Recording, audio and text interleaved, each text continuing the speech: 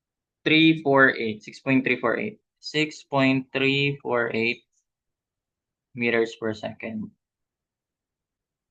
Oh, ayan. That's it.